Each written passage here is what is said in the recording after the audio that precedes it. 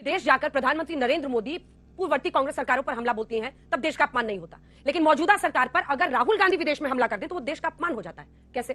तो ये संगोल का क्या आचार डालेंगे हम? और अगर इसी प्रतीक पर देश चल रहा था तो मोदी साहब आप क्या 9 साल से पकौड़े तल रहे थे? 9 साल से क्यों नहीं उसको बगल में ऐसे करके संगोल को लेकर क्यों नहीं बैठे आप संसद में?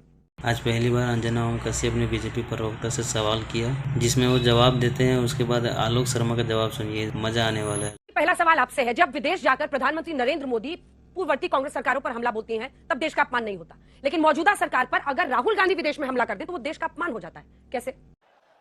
हिपोक्रेसी की भी सीमा होती है।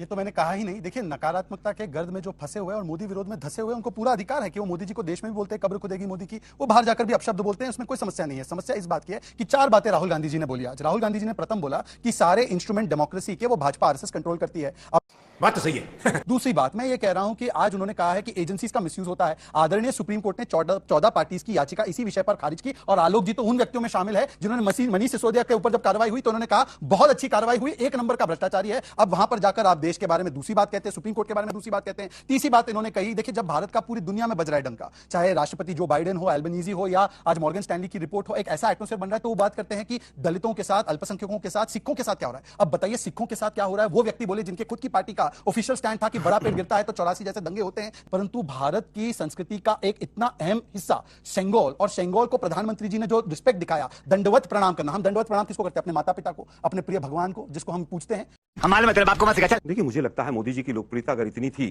तो अभी हिमाचल कर्नाटक हारे हैं और 2014 के बाद लगभग 35 चुनाव हारे हैं। केवल लोकप्रियता के बदले तो बीजेपी ने उनको पीछे कर दिया। आज तो वसुंधरा राजे को साथ बैठा लिया अजमेर में, जिसको पूरी तरह से खिलाफ चल रहे थे। मैं कहना चाहता हूं, संविधान में 50 आर्टिकल ऐसे हैं जो विदेशों से लिए गए, तो क्या हमारे संविधान का अपमान हो गया? मैं समझता हूं कहीं से भी कोई चीज अच्छी है वो लेनी चाहिए, सीखनी चाहिए। लेकिन आज जब हमारे देश के अंदर संविधान बन गया तो आप संगोल के सामने लेटें, फलाने के सामने लेटें, और दूसरी तरफ हमारी जो पहलवान बेटियां हैं उनके साथ पुलिस बर्बरता करे, तो ये संगोल का क्या आचार डालेंगे हम?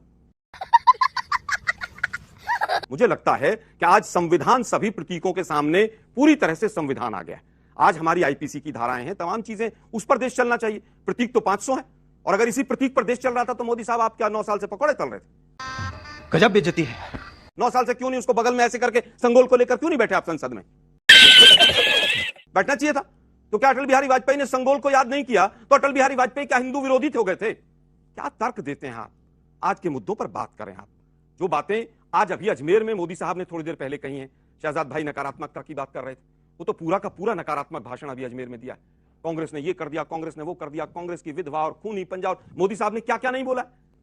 देश के प्रधानमंत्री विदेश में जाकर कहते हैं कि 1914 से पहले जिसका हिंदुस्तान में जन्म होता था उसको शर्म आती। ये देश के प्रधानमंत्री कहते हैं कि बीजेपी ना तो हमारी संस्कृति को और ना हमारे देश को इतना छुई मुई ना समझे, और देश देश होता है। अगर मोदी जी की खिलाफत की जाती है तो देश की खिलाफत नहीं, मोदी जी की नीतियों का अगर विरोध किया जाता है तो देश का अपमान नहीं होता है।